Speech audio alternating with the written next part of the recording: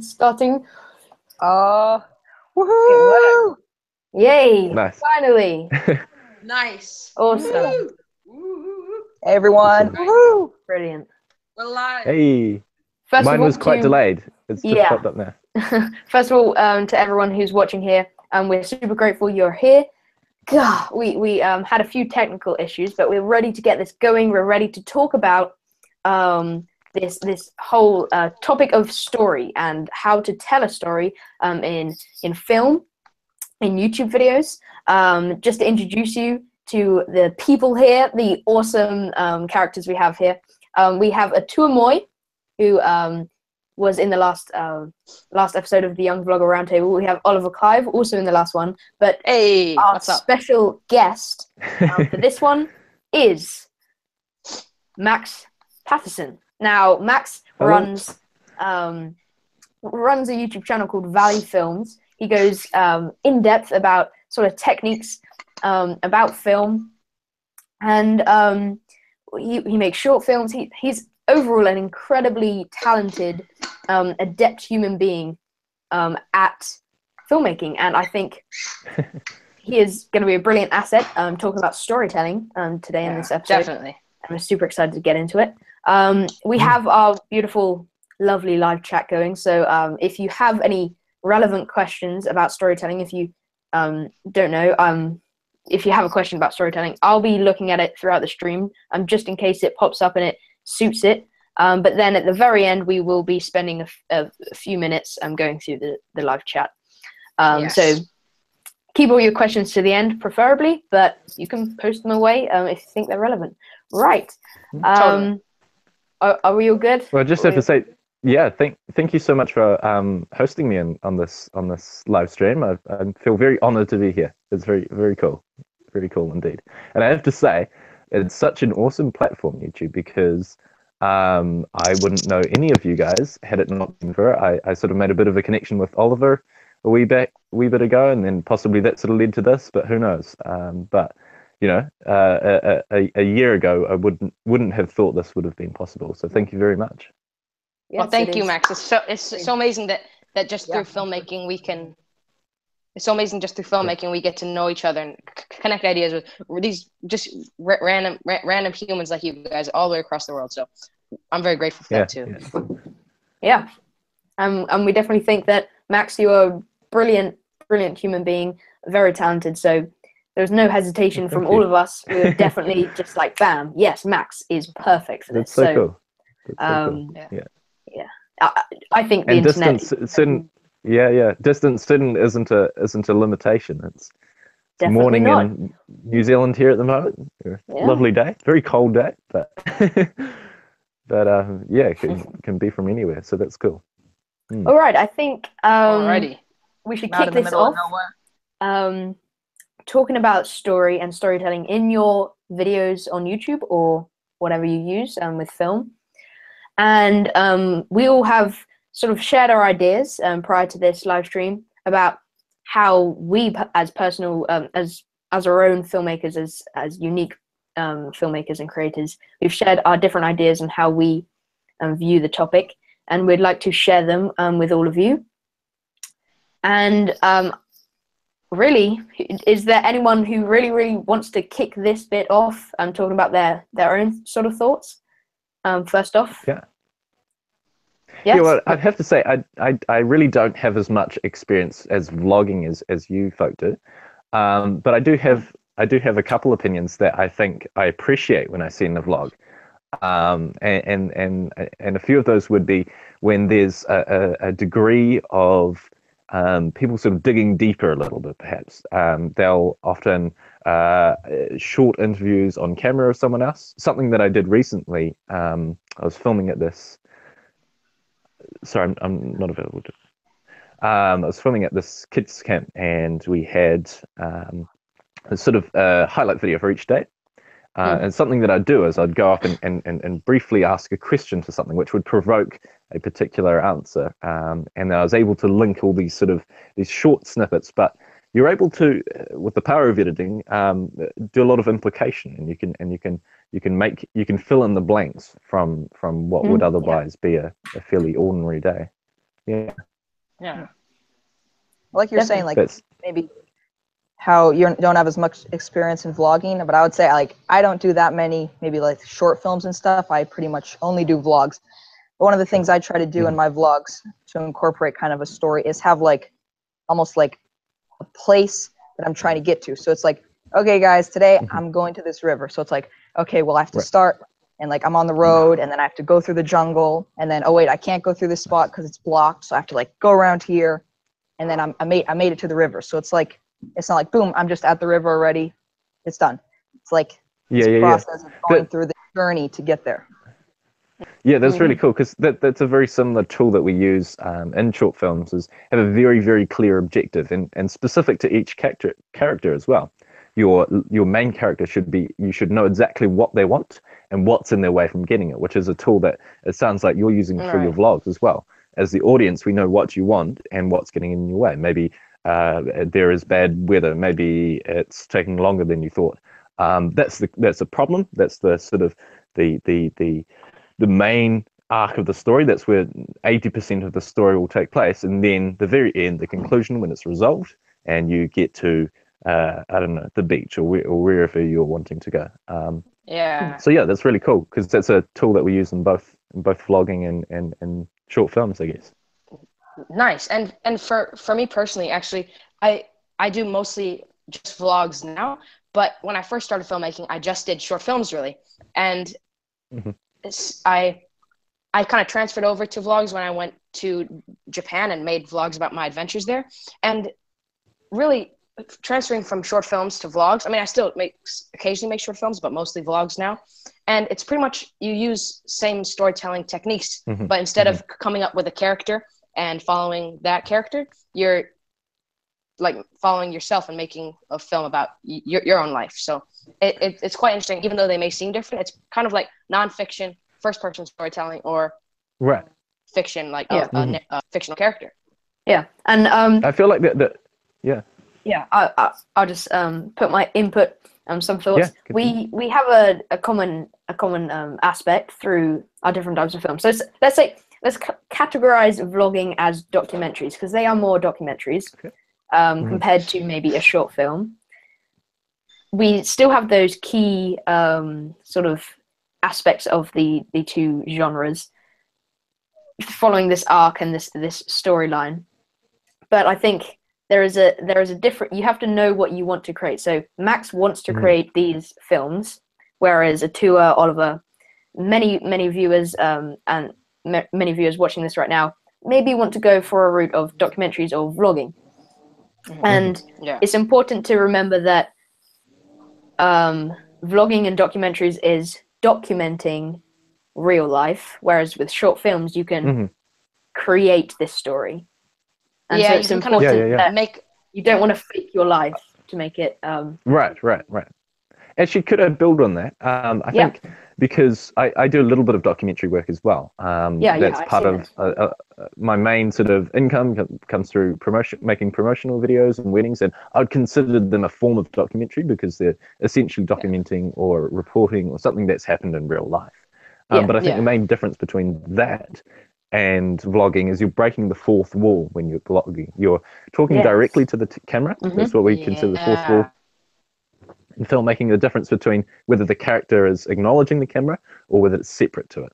And that's such a really useful thing because you allow a really strong connection with the audience and it's not separate. You're able to really, really build in straight away. It's something that we strive to do when there isn't that fourth wall being broken. So in a lot of short films, the characters won't acknowledge the camera. The camera is merely moving around as a part of filming them. And it's sometimes something that I feel like as vloggers, you have a really powerful tool to make that strong connection with the audience. Yeah. Right.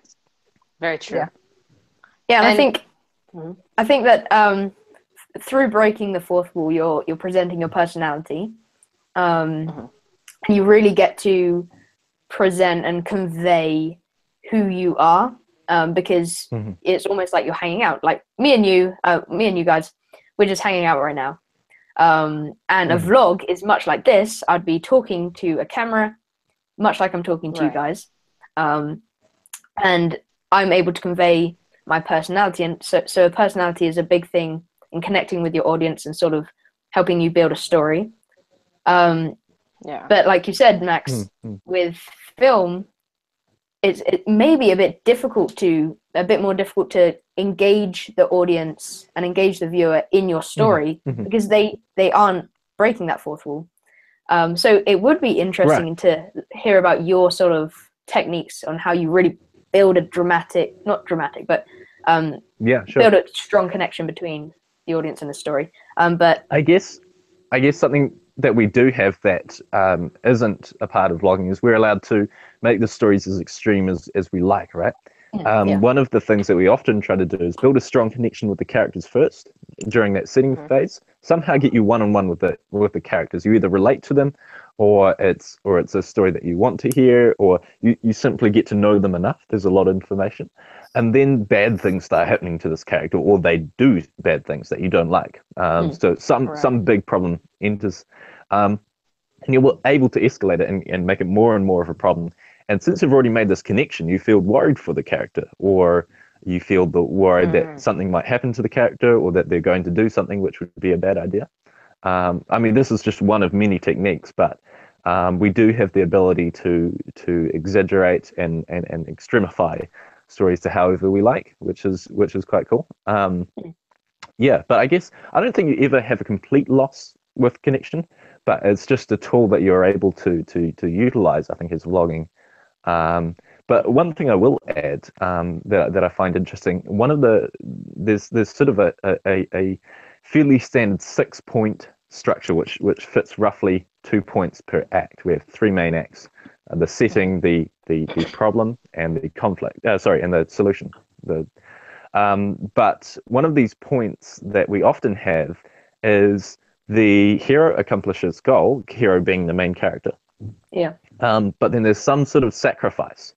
So they save the damsel in the distress, but in the meantime, they, I don't know, maybe their best mate dies in battle, or they lose an arm, or whatever. So there's some sort of price to pay.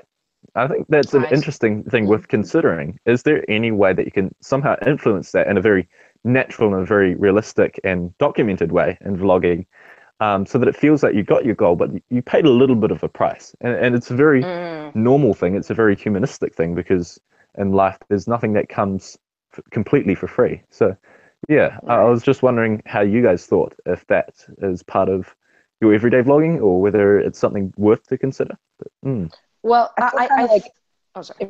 maybe with like, because vlogging, it's almost like more spontaneous, so you can't really like lay it, like come up with a plan of like how you want everything to lay out. So it's kind of spontaneous, and then also because it's spontaneous, it's almost like you don't know what is going to happen in the video. So like maybe when you're filming a film, you maybe can kind of come up with a plan, which can be good. Absolutely.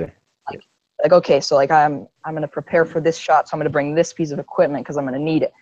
But then with like vlogging, because it's spontaneous, you don't really know what's going to go on. So I feel sometimes that can keep the viewers a bit more engaged, because you like in like a film, you don't have to show everything to your viewer what you're going to do. But then with a vlog, it kind of like is forced to happen like that. Like you can't just put everything out like this is how the film's going to be like. It's kind of really spontaneous of just what goes on. Sure. Yeah, sure. and when it comes to the sacrifice part where you're talking about, Max, I don't think there's a lot of that in vlogs, but there is how towards the beginning of going through the structure, how you're talking about, it is so important to like connect not maybe you as the character in the vlog, or the person of the vlog, or your adventure, make the audience connect with that and care about that, or else they're not going to be interested in watching the rest. Like, and also in a short film, if the character has a problem that they need to solve, have that connection with the character, then why should they care what happens if they don't have that connection? You know what I mean? Yeah. But also, I think it's important that the problem is significant enough that you do care. It can't just be Johnny True. can't find the milk to make his cup of tea. It's got to be really severe. It's got to be, Right. Yeah, you're right. you know, it's, and I think if you're able to slightly dramatize it in vlogging, you don't have to falsely portray things, but you're able to through language, you're able to spice it up a little bit, I think. But Yeah. I just had a question for you guys. I'm curious. Do you typically, because you mentioned a tour, that it's mostly spontaneous, so there's very little planning that goes into it. Would you in general find a story in the edit when you're compiling all the footage? Then you realize, this works perfectly here, and when this comes, it sort of builds up on a story, or do you come into it thinking, okay, today's vlog is going to be about me building a tree hut, and then I'll have a problem that I run out of nails, and then the solution, I go down to the store and find nails or whatever. Yeah, do you find the story in the edit, or do you sort of lead up to it before then? yeah, probably a lot in the edit, but then also like maybe before I go out and start filming, I'll come up with like a general idea, like, okay, maybe I'll go down to the beach to maybe build a tree hut. But I don't come up with like what exactly I'm going to do, or like maybe am I going to run out of nails? Like I have no idea. So then that kind of makes it a bit spontaneous. Yeah, I think a lot about in like the editing, because even sometimes maybe with like filming shots, I'll film a shot where the camera's here and I like ran through here, and then quickly I just turned the camera around and ran this way. But it makes sense to maybe take this clip from like a few shots later and just like pull it and put it right in the middle. And then it like almost like flows better. Gotcha. Like maybe it looked like I jumped and landed here and then ran through there. Because correct me if I'm wrong. No, you continue. Oh, sorry, but I was just gonna say the thing about a vlog. One of the big ways how it's different from making narrative short films is that how Atua was saying it's all spontaneous and happens in the moment. So when I go out making a vlog, I just have like a really like general and vague idea of what I want that vlog to be about. Like when I'm in Japan going around doing filming a vlog, I just have the idea that I'm going here and I'm gonna teach the audience what I learn along the way, maybe speak some Japanese. But I don't go through the specifics. So it's kind of just having that general idea and just going into the adventure and letting what happens. So then I usually find the story or like the structure kind of when I'm editing the video. That's for vlogs, in my opinion. Sure. Well, I guess something that I thought was interesting, because the likes of only just the most famous vlogger on the planet, Casey Neistat, a lot of his, especially his older vlogs, he would start off, it would be like, today's all about, he would scribble on a piece of paper, and then it might be upgrading my camera or whatever. But he had a very clear, and this is not necessarily in relation to preparation, but more communicating a clear structure in terms of the vlog early on. So it had a very early setup, and you got to know, building on the episodes, you got to know his studio became a character, and his gear that he always broke became a character, and his boosted board or whatever. But he was able to build up a very clear, today we're going to be doing about this, something gets in the way, and then he solves it, and then full story. But yeah, I think that's really cool. But yeah, I agree when it comes to the edit.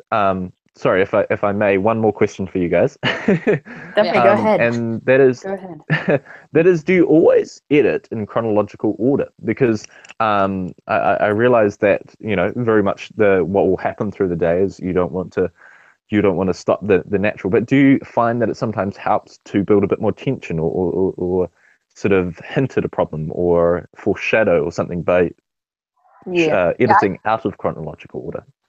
I would say I try to keep it as like in order as I film, so that it's like as real, like this is actually how it happened. Sure.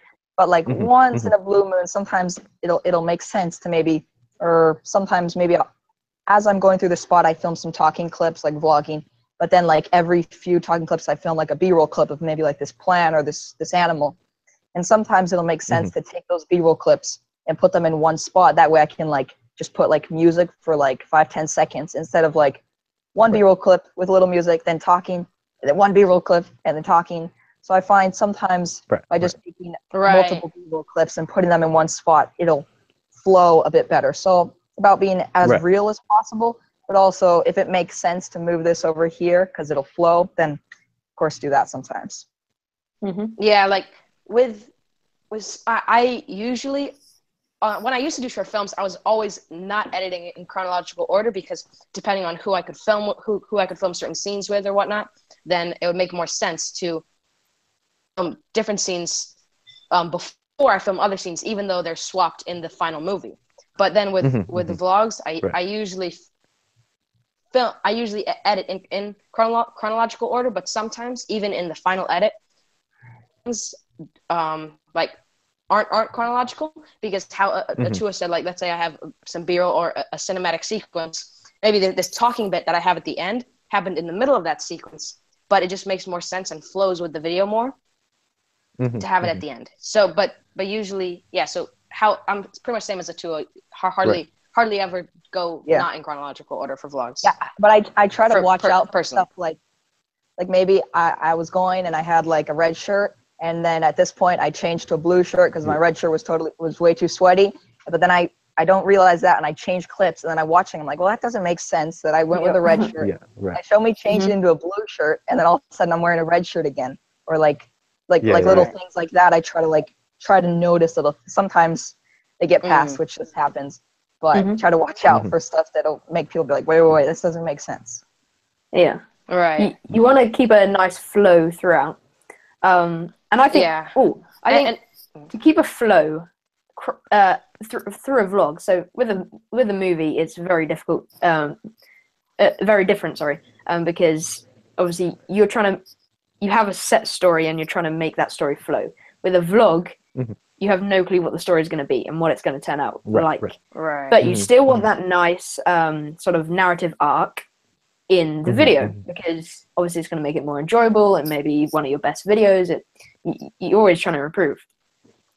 So my technique, because in my videos I don't go for a set vlog where I'm just holding the camera and just talking through the day and it's all chronological and all this. I try and mix it up with film and playing around with story and structure and also vlog. So I want it to feel like almost like a professional, obviously it's not a professional, but try and get that feel of a professional documentary or something.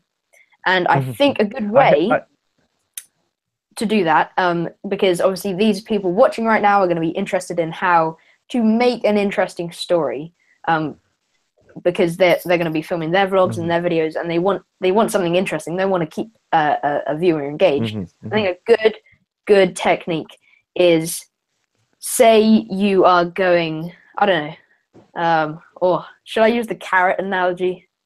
Should I go for that? You can go back to the carrots. Okay, I'll use that.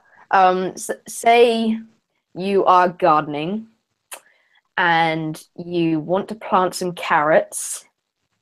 Luna's obsessed with carrots, just for the record. Yeah. Basically, you're going to do it, but you've got the seeds and you've got all the gear and everything is going really well, and you know that the video is just going to be such an easy video and this is how you plant a carrot and everything's going to turn out fancy dancy. But you still want that narrative arc where it's going to be like, oh no, I've got a problem. Instead of actually having the problem and faking it and maybe lying, which maybe that isn't a true vlog, maybe use your monologue or visuals or whatever to maybe sort of connote that something bad might happen. It's not happened, but it might. So you've got the seeds, you've got everything, but you don't know if the seeds are, you've had the seeds for 3 years and you don't know if they're going to work. And do you even plant carrots with seeds? I'm not too sure, but anyway. You can, yeah. So you're going through the video, instead of it being, right, I have the seeds, I'm going to plant them in there, they grow, boom. It would be, right, I have the seeds, but they might not work because they're really old. And if that doesn't work, then this is going to happen, blah, blah, blah, blah. The video, tension builds, you've made that big narrative arc, and then it all works, and you've solved it and everything. So instead of it just being a flat line, you made that curve. Or maybe I have like to commend you on that. True. try to do stuff Luther. to Oh, prevent something bad that could happen. Like, ooh, but like my dog or my cat's gonna come and eat this. Maybe I should like put some type of fence or because what if this happens? Right. Maybe. Yeah. Right. Yeah. Conflict is important to make the story feel more real, I guess.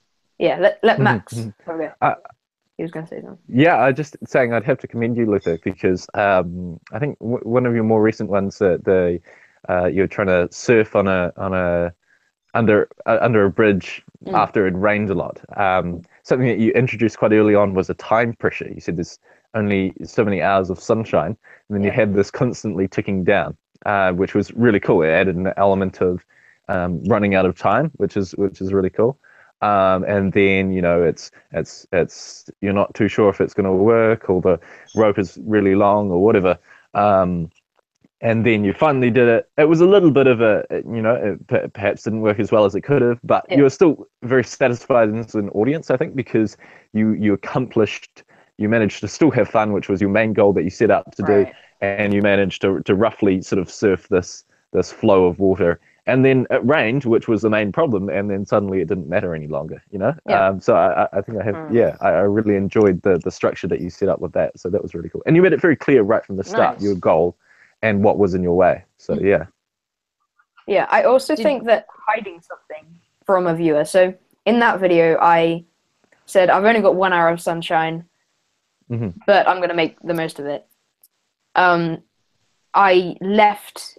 This is just talking about basic story and how to create a story, I guess, and not telling it. But I didn't tell you how I'm going to have fun right at the beginning. So I didn't say, I've only got an hour of fun, so I'm going to get my skimboard, I'm going to surf on the bridge.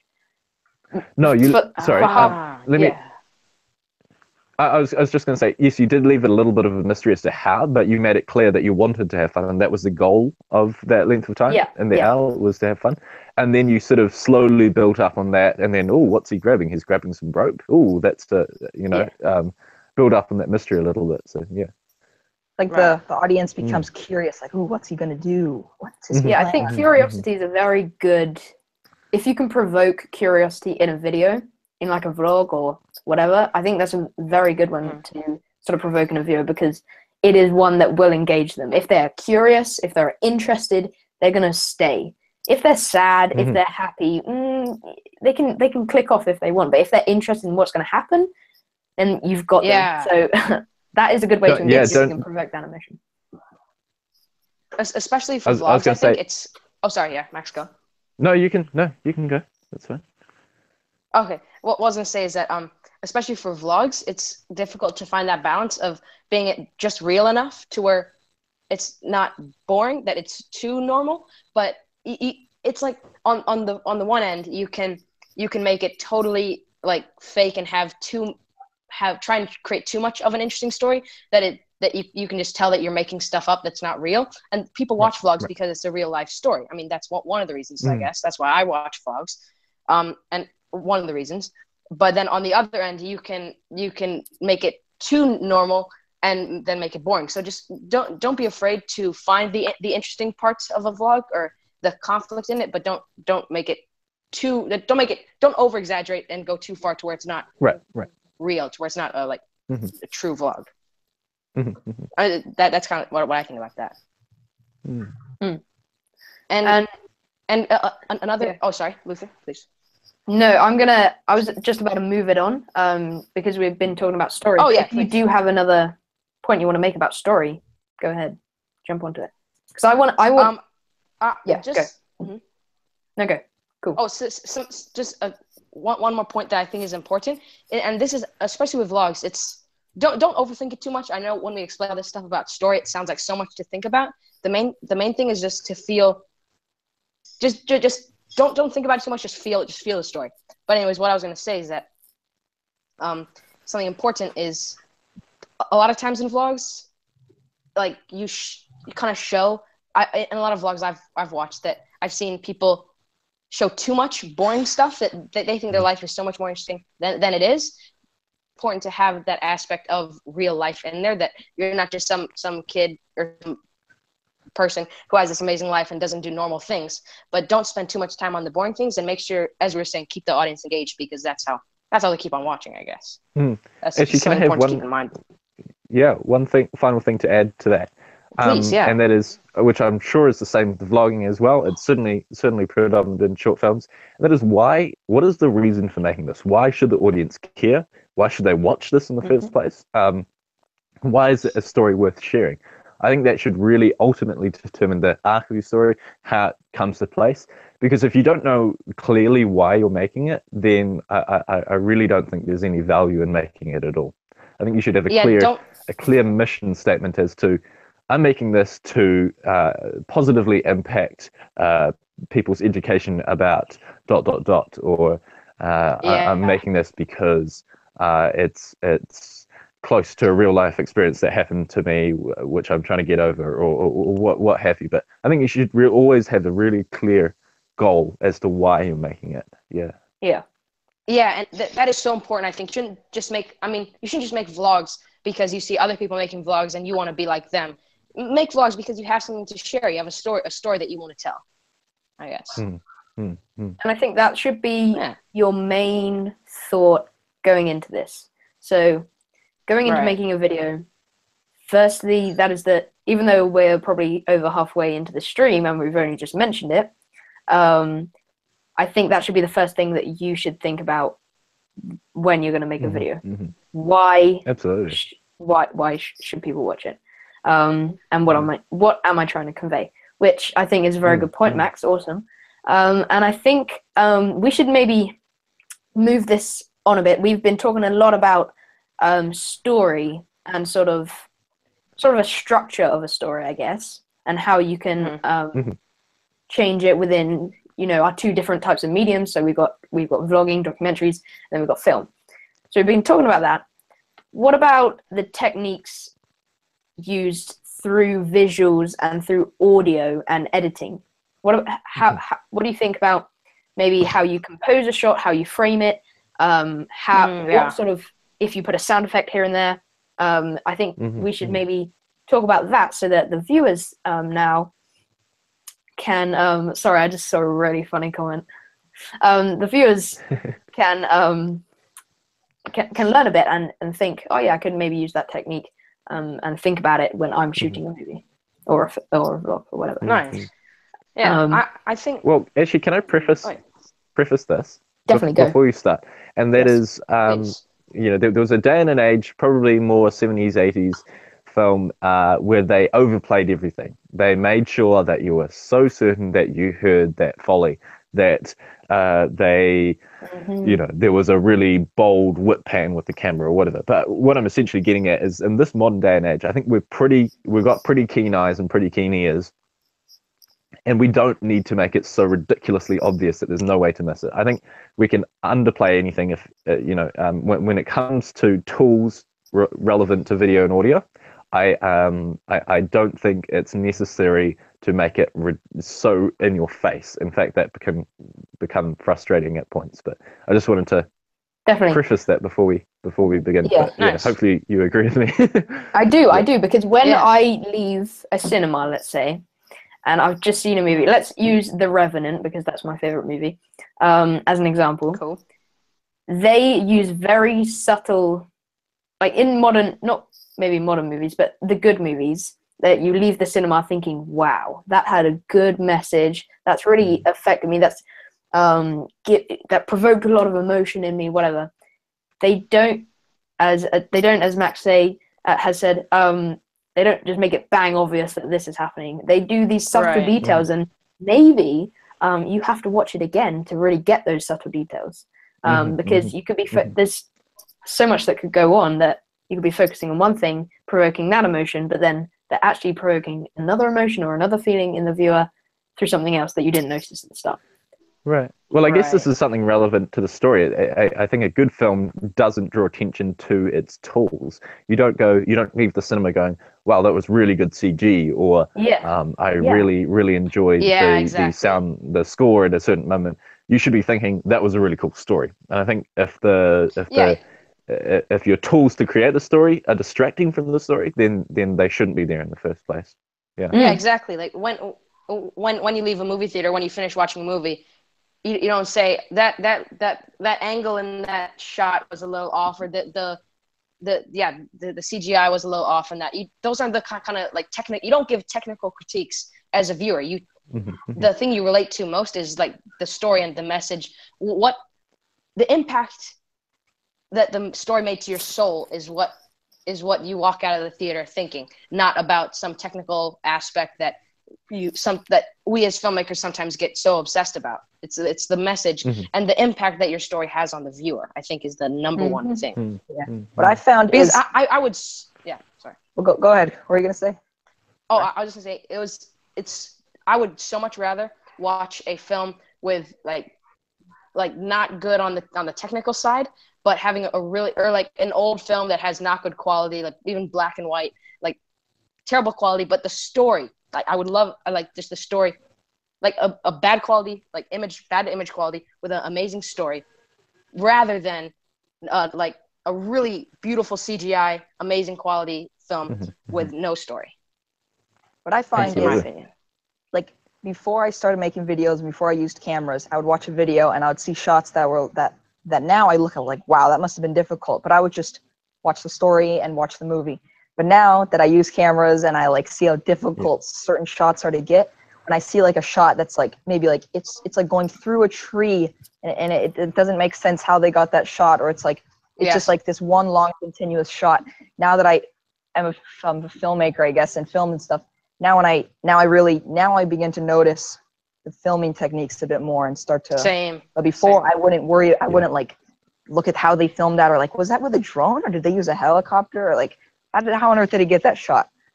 So yeah, do watch out, people. If you're interested in becoming filmmakers, keep in mind that you'll never again be able to enjoy a movie quite the same way you did beforehand. So it's a big trap. Don't become a filmmaker, people. Exactly. Well, you can tell you're like it's somewhat true though. Frame. It's like it is true, but for me, I can still, if it's a good movie, I get into this like phase where it's almost like meditating, where you get sort of brought away into the movie and you're stuck in it, and then suddenly you come out and you're like, oh, how did they get that shot? And then you sort of go back into the story again. And I think maybe this is a bit off topic, but it is like the story is everything, I guess, because if you can encapsulate someone, true, then that's pretty much what you're saying. It doesn't matter about crazy visuals. Like blockbusters now, their stories are. I don't want to seem harsh or anything, but blockbusters are their stories are quite not very good, but their visuals and all this explosions are brilliant. Whereas a good movie has a brilliant story, and maybe the visuals will complement it. Maybe the techniques will complement it.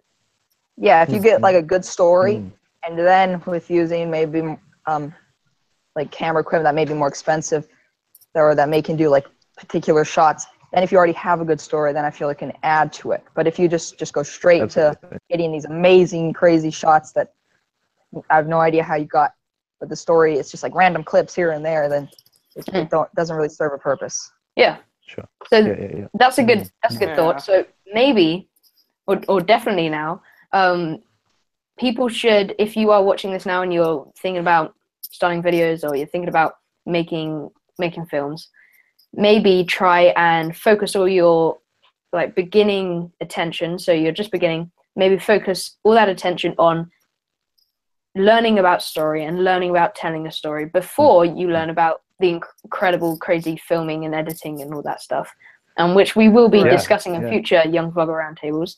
But I think no matter the gear you have, say you have an iPhone right now, or say you even have, I don't know, a small handheld camera thingy-mabob, and you want to get a big DSLR, maybe don't worry. Maybe you should use that handheld camera thingy-mabob and use that to practice your story until you can't master it, but you've got very good with it, and then you upgrade to a DSLR, and then you can go in and learn the other stuff.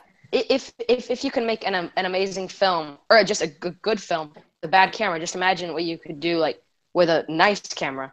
Before I got a DSLR, I never even thought of gear when I had this really old camcorder, and when that broke, I was like, oh, I'll just use my phone. That has a camera. And then when I started getting into cameras and I started getting obsessed with cameras, I focus less on stories. So it's really, and then now I'm trying to focus more on story because that is really what's so important. So it's important to not get obsessed with the gear, how we've been saying, and just focus on the message you're conveying. Yeah, once I you think get there's a a piece of equipment, it's easy to get distracted, like you were saying, easily. absolutely. Totally. Gotta Yeah. stay There's a focused. tendency to think. Yeah, there's a tendency to think also that you know, my camera can't achieve the specific thing. You know, maybe I want it to record raw. Maybe it needs a flatter pitch profile. Maybe I want to use slow motion or whatever, and think that somehow make up the excuse that you know, that's the thing holding you back from making a story. But that's absolute crap. I think I mean, there's been some amazing films shot on like really cheap DSLRs. Actually, I think what's sort of cool is we all shoot on the same camera, even, I believe, all 700D. Is that correct? Yeah, that is. Yeah, that's pretty cool. But I mean, even I personally would probably consider that, like, you know, that's one of the cheaper DSLRs out there. But absolutely, you can do so much on your phone. And someone that I think has really, really sort of been a living testimony for this is a guy by the name of Simon Cade, the channel DSLR Guide. He has an incredible channel. I'm sure everyone watching this already knows who he is, but I've got to really, really commend him for that, because he's really proven to us that it's not the camera itself that counts, but what's in front of the camera and the story that you're trying to portray. Yeah. So. And even so shoots on easy to get. Basically, just go binge watch all his videos, and you'll be a wise person. Yeah, it's so easy to get sucked in. It's so easy. Yeah, I recommend it too. But yeah, it's so easy to get sucked in by all like the fancy cameras. Like, oh, I want that, and to get like kind of like obsessed with it. It's so easy to get sucked in with the gear, but just gotta. So that's how it's very. I commend Simon Cade as well for not getting sucked in by that, and it's important to not get sucked in by it. Do you know what? I think we can wrap this idea up with another analogy, and I think the carrot analogy fits it quite well. Here we go again with the carrots. All right, Luther. Okay, we have a carrot. Let's say a carrot is the story. You have a bad carrot, and you've got some really good hummus. Hummus is the techniques and the cameras and the fancy gear. Yeah. You put the bad carrot in the good hummus. Doesn't taste very good. You have a good, really good carrot, right? Really juicy, really sweet, delicious. You put it in the bad hummus. That carrot you've got, unless you like absolutely pile on the hummus, that carrot will take over the bad hummus, and it will be delightful. So then if you get the good carrot and the good hummus, but you have to learn how to get that good carrot, you have to be a good gardener to get that good carrot, and then you get the good hummus, then you've made just a masterpiece. It's like icing on the cake. Yeah. I think that fits it well. No offense to your carrot, Luther, but it also kind of goes with Anna, because if you have a really beautiful, like nice yellow, like super appetizing banana, and then but then it's actually kind of it's not ripe enough, it's kind of tasteless, but then also so that shows that it has nice techniques, nice shots, fancy gear, it looks nice, but there's no story, there's no message to it, there's no taste. But then you could have a carrot that looks kind of moldy, it's kind of brown, so maybe the quality isn't as good, but the taste is so rich and sweet. That's If I can add one final thing, like don't read and that reading is the book by its cover. Yep. Sorry, it hasn't got anything to do with carrots or bananas. But that is. I'm finding this.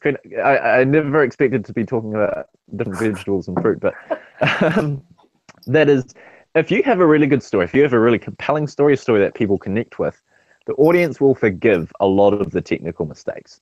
If the sound isn't on point, you know, the sound's really, really important. But if it's just a little bit off, if your camera work isn't as good as it could be, if the lighting is not as good as it could be, but the story is there, they'll forgive a lot of that. But if you have a bad story, they won't forgive it. It will suddenly appear very distracting. But essentially, what's happening is if you're buying into the story, if you're so connected in the story, all this other stuff just you don't notice it. It's very forgivable, and I think it will really shine through if you have a good story. You don't. Yeah. You should still be focusing on this other stuff, but the story is absolute priority above anything else. Brilliant. I think that's the lesson that everyone should take away with from this live stream. I think it is a well-known fact that story is very important. Right. But we have definitely gone in depth and talked about why it's very important.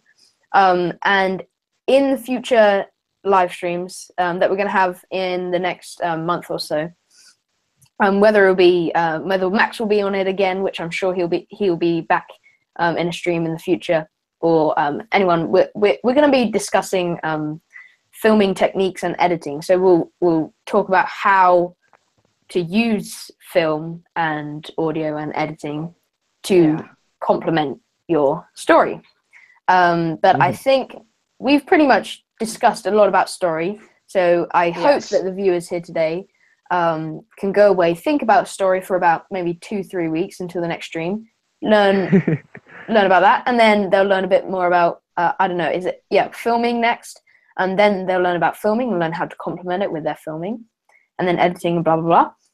I think that'll be really good. It'll be cool to if like the viewers could maybe send in their responses to us. That would be really cool. But I think seeing as I'd like to add one thing at the end. Okay. Once you're done talking. Okay. Everyone wants the final word. Yeah. I think after a tour, we've covered storytelling really well. I appreciate all your inputs, everyone. You've been incredible. I think after a tour, we should just thank you, Luther. Go to the live stream, the live chat.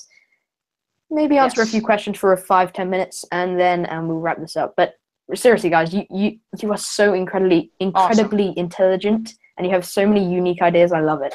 This has been awesome. Anyway, to it, go. Thank you. Yeah, one of the things I talked about in one of my last videos is it has been wonderful to not necessarily be yourself, but to become your awesome self. So maybe you're not the best at storytelling, but that's totally fine, because you're gonna, as you do it, you're gonna practice. You're going to get more experience, and over time, you're going to become better. So you don't have to expect that your first video where you try to tell a good story is going to be the most perfect, most ideal. Just know that over time, you're going to become more awesome. Just very true. Nice. Awesome. That is very important too. All right. So now I guess we can go into the live chat. If you guys have any questions relating to storytelling that you're wondering about, we'd be more than happy to give our thoughts on it.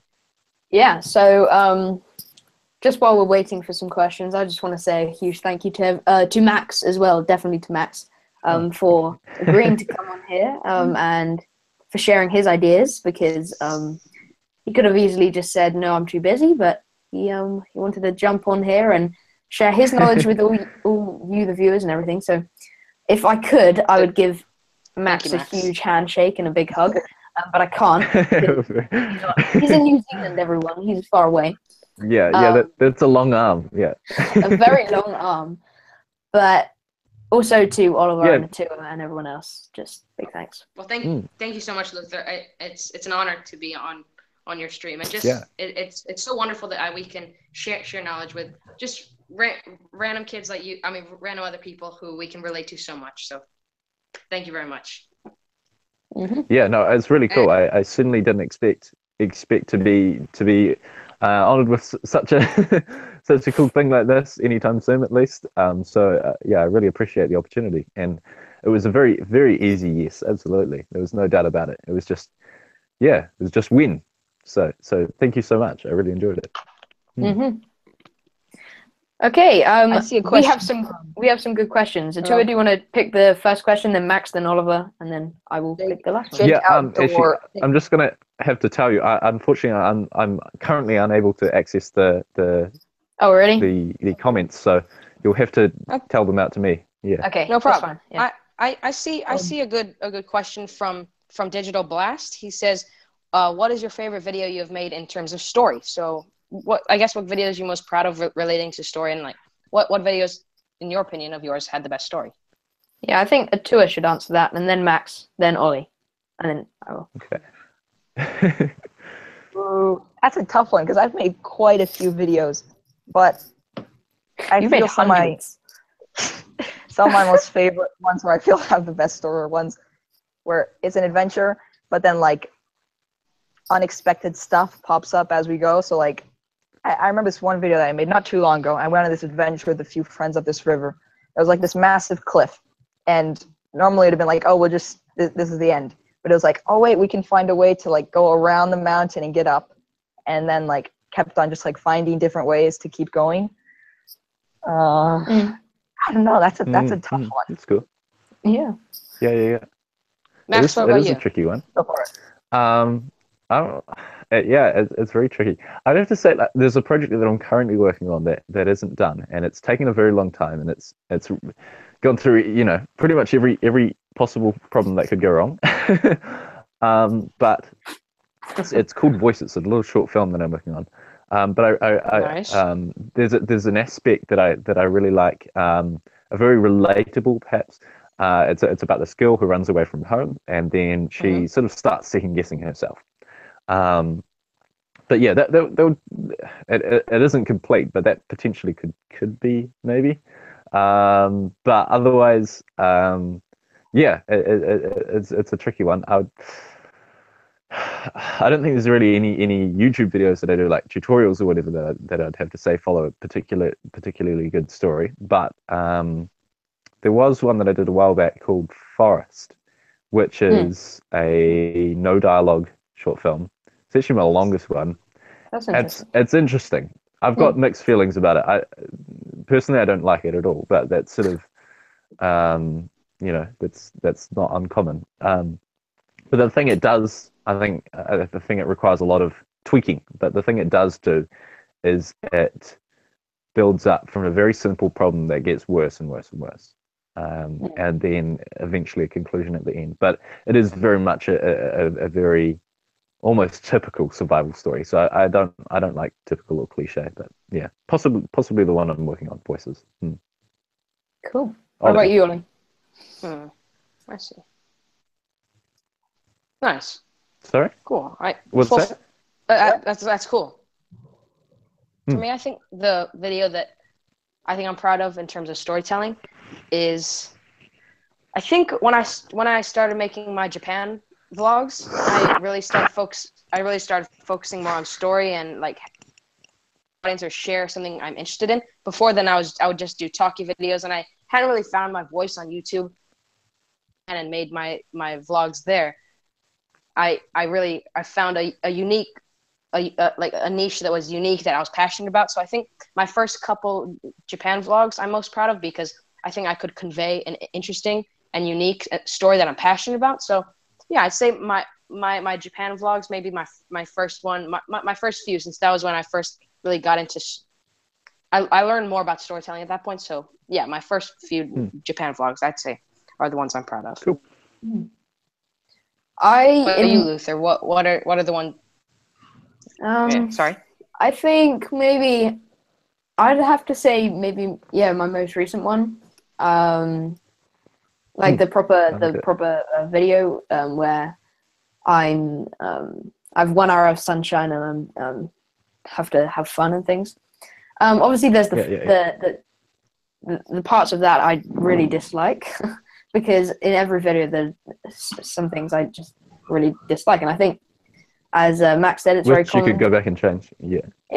And you learn from them. But I think with story-wise is something that I'm actually recently I've been trying to focus on a bit more. And I feel like I'm progressing with it, and I guess my most recent one is so far my favorite on story, but maybe another one I make in the future I would have improved. So I guess that one. Yeah, no, nice. I really like this most recent one. It's good. Thank you. I see a question. Cool. If you guys see any, oh yeah. Do you feel cinematics help tell a story? Who wants to answer? Sorry, what was that, Tua? I Jake, didn't catch that. What was the question? Jake Outdoors. I don't know. I lost the comment, but he said, "Do you feel cinematics help tell a story?" I believe he said that. Yeah, he did. Ah. I guess this can be interpreted a few ways. I think every tool is able to assist in telling a story, and really that's ultimately what it should do. Mhm. I think there's a lot of mood you can portray with cinematics. Yeah. It may not be the best delivery in terms of say humor or I guess sound is responsible for a lot of the raw emotion, but I think cinematics can create a real mood. So you can create a really eerie mood by very open, depending on the way they frame your subject.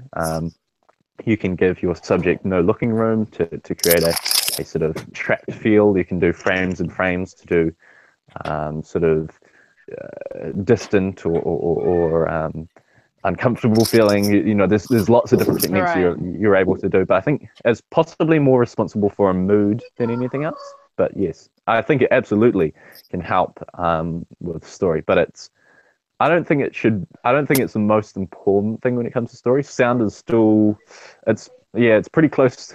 It's hard to tie the two to story, but in terms of it is very good for conveying information and filling in the blanks. But yeah, because Yeah, and you it's just very gotta make much. sure that you. You continue. Yeah, yeah. Oh no, so you can go. You can go. Oh, I was just going to say, it's a very much it's a show not tell medium, right? If you're relying too Right. much on your audio to finish your story, then it's going to be too much in your face, too much bold, and here's the story, listen to it, sort of thing, you know. So you can fill in a lot of blanks Yeah. with cinematography, and you're able to really construct and really create the overall story, jumping in between the audio and the video being the two main mediums. So yeah, Yeah, if that makes any sense. you also just gotta keep. Yeah, you just also got to keep in mind, don't go too overboard with the cinematic sequences or cinematic shots, because a video with or a lot of cinematics can get like a little bit too much, where you just got to make sure it doesn't overpower the message you're trying to convey, and that that the cinematics and the shots add to. Yeah, actually, there was everything in your video should add to the story. Yeah, you got to find that. There was someone a book I read called Master Shots. It's the third edition, and this guy actually said, because your master shot is essentially your very special shot, which it's very it looks flipping amazing, and it's just really cool, and it encapsulates. It may not be the best thing to assist in the story, but it's just a really enjoyable shot. And this guy said he limits himself to pretty much one master shot per scene, which is very much not overplaying it. If you were to have every shot were a master shot, then it would completely lose its charm. So yes, you can absolutely overplay it. Right. So yeah, not to overdo that. Yeah, I think. No, yeah, that was good. Yeah, the underlying message there, or the sort of umbrella term that we could use, to sort of categorize that, is make it concise, I guess. Just, yeah. I've made videos where they're like 25 minutes long, and that's pretty much because I just put in these shots that really didn't add to the story. They just look good. And I'm glad I did it in the past, because I learned from it. That, as you said, I put maybe too many master shots in, and too long. People lost their attention, and it wasn't like a. Yeah, there's actually two phrases that we have. I'd like to say in the industry, but definitely in filmmaking in general, and that's cutting the fat and killing your babies. Which is essentially covering those two topics. Yeah. They sound pretty bad. So cutting the fat is basically getting rid of everything that doesn't need to be there. If the shot is not absolutely essential, it shouldn't be there at all.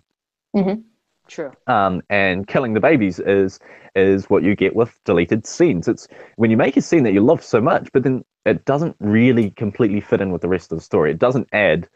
Everything's got to be a crucial contributing factor. If it's not doing that, it should be gone. You're much better, a very Right. short but very enjoyable, very story structured film than a long. It may be cool, but it's going to drag a bit. So yeah, cut your fat and kill your babies. Yeah. Yeah. Oh, nice. Can I And recommend, on that happy note, on that pleasant note? before we end this and we Mhm. we hit this red stop broadcast button, which I Yes. feel very apprehensive to do because this is so enjoyable. It is wonderful. Can I recommend someone, because obviously we're talking about cinematics here, which may be leaking a tiny bit into filming, maybe, because obviously we're talking about story, but I think there is an awesome creator who is part of the Young Vlogger Roundtable called Aiden. He is known on YouTube as Digital Blast. Yes. He just put up a video today, and he was sort of doing an in-depth look into one of the a filmmaker, cinematographer named Tim Kellner, and he makes these cinematic videos, and they're all cinematics. So he relies heavily on cinematics, and obviously he has narration and audio and music and all that. But he only uses that. He doesn't really present any characters usually. But he can convey a very cool message, or I guess it's not a message, but it's an emotion. He provokes very strong emotions. Yeah, onto it with Blast, emotion, absolutely. Aiden Creates did a an mood. incredible video. Aiden's videos are just all incredible, really. But this one specifically, going into cinematics, was very, very good. If you want to learn about how to use it in efficiently, then you should go check out his new video. I definitely recommend it. I agree. I definitely recommend Digital Blast. Yeah, definitely. He's right here. Can I pin? I don't know if I can. Actually, we did I run a little short podcast called Young Filming, and we did one previously with him, but ran into some difficulty. So if you're interested in a conversation with me and him, we're planning another one shortly. So hopefully Brilliant. sometime this week. So yes. Awesome. Cool. Just a bit of a teaser there. Yeah. Right. Well, I think this has been joyous. Yeah, thank you guys so much. As Oliver would say. Absolutely. This has been joyous. Yeah, it's been super fun. Can I have a suggestion to finish on? Thank you guys. Yeah, go ahead. Yeah. That we all say our regular outro at the same time and then stop. So we all in competition. We'll say our regular outro because we can't finish on just one of our outros. Okay. So I'm sure we each have a different outro. Is that right? I sure do. Let's go one at a time, or all at the same time. Well, let's do them all one at a time, and then all at once to finish off. Okay. Nice. And then I hit stop broadcast. Okay. That's right. Yeah. Okay. Before we do that, all right. thank you for watching. Atua, do you want to say yours first, and then we'll sweep left. Get ready for the. Okay. Go on. Go on. All right. Remember to keep always doing awesome stuff, and I'll see you guys in the next one. Bang. No. All right, Max. All right. Yeah. All right. So thank you so much for watching, guys. I hope you enjoyed the video and have a great day wherever you are. Cheers for that. That one's so good. Oliver. What's my outro? Peace out. Respect your elders. Have a euphoric rest of your day, and we'll see you guys in the next video. Bye-bye. Yeah. Stay happy. Stay humble. Go vegan or stay curious. Goodbye. All right. See you guys. Let's do them all at once. You ready, Luther? Okay, all at once. All right. Okay. All right. Ready? 3, Who wants to count down? 2, 1. Stay happy. Thank you so much for watching, guys. I hope you enjoyed the video and have a great day wherever you are. Cheers for See you guys in the next video. See you, everyone. Bye-bye. Bye. All right. See ya. Bye-bye. Hey.